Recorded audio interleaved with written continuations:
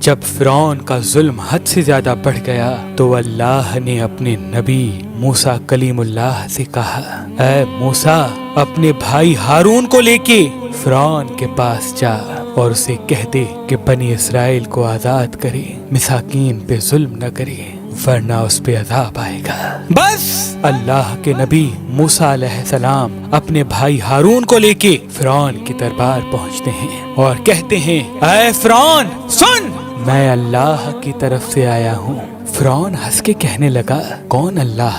یہاں کا تو رب میں ہوں۔ موسیٰ علیہ السلام فرمانے لگے، اے اپنے آپ کو خدا کہلانے والے، تیری حکومت تو ان چند لوگوں پہ ہے، لیکن حقیقی خالق وہ ہے جو مشرق و مغرب پہ حکومت کرتا ہے، جس نے زمین و آسمان کو پیدا کیا، جس کی سلطنت تلے چرند پرند زندگی بسر کرتے ہیں۔ فرعون زور زور سے ہنسنے لگا اور کہنے لگا کہ اے موسیٰ، کیا تو دیوانہ تو نہیں ہو گیا؟ اپنے کپڑے دیکھ، اپنی حیثیت دیکھ، نکل جاؤ ورنہ تمہیں میں قید کروا دوں گا۔ اللہ کے نبی موسیٰ علیہ السلام نے فرمایا، اے فرعون، اگر میں ابھی اللہ کی کوئی نشانی لے آؤں تو پھر تم بنی اسرائیل کو آزاد کرو گے، انسانوں پہ ظلم کرنا ختم کرو گے؟ فرعون کہنے لگا، کون سی چیز ظاہر کرنا چاہتے ہو؟ ظاہر کرو۔ بس اللہ کے حکم سے موسیٰ علیہ السلام نے اپنی عصا کو زمین پہ رکھا۔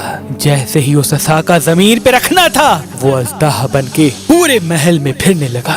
پھر اللہ کے نبی موسیٰ علیہ السلام نے اپنی بغل میں ہاتھ ڈال کے جیسے ہی باہر نکالا تو وہ چاند کی طرح روشن نظر آنے لگا۔ فرعون کے محل والے سب حیران ہو گئے۔ فرعون نے سوچا کہیں بغاوت نہ ہو جائے تو کہنے لگا، اے موسیٰ، کیا تو اس جادو کے زور سے میری سلطنت کو ختم کرنا چاہتا ہے، بنی اسرائیل کو آزاد کرنا چاہتا ہے؟ اے موسیٰ، یہ زمین جادوگروں کی زمین ہے اور میرے پاس اس سے بھی بڑے جادوگر موجود ہیں، کیوں نہ ایک مقابلہ کرتے ہیں؟ تو اپنا جادو دکھا، ہم اپنا جادو دکھاتے ہیں۔ اللہ کے نبی موسیٰ علیہ السلام نے فرمایا، اے فرعون، یہ جادو نہیں بلکہ اللہ کی نشانی ہے۔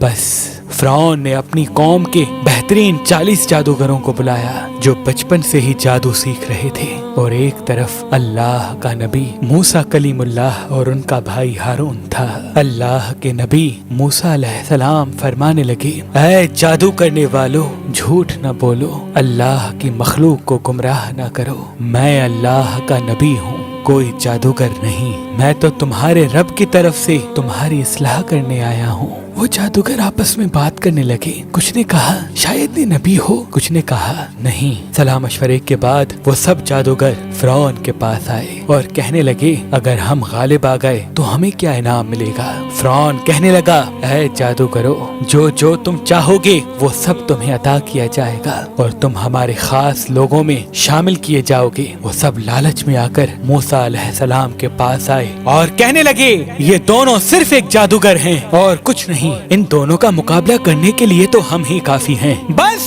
وہ 40 کے 40 جادوگر صف بنا کے موسیٰ علیہ السلام کی طرف بڑھنے لگے۔ تمام لوگ حیرت سے دیکھ رہے تھے اور کہہ رہے تھے کہ آج جو غالب ہو گیا بس وہی سچا ہے۔ پھر وہ جادوگر کہنے لگے، اے موسیٰ، پہلے تم اپنی نشانی ظاہر کرو، پھر ہم تمہیں دکھائیں گے کہ ہم کیا ہیں۔ اللہ نے موسیٰ پر وحی کی کہ اے موسیٰ، پہلے ان کو اپنا جادو دکھانے دے۔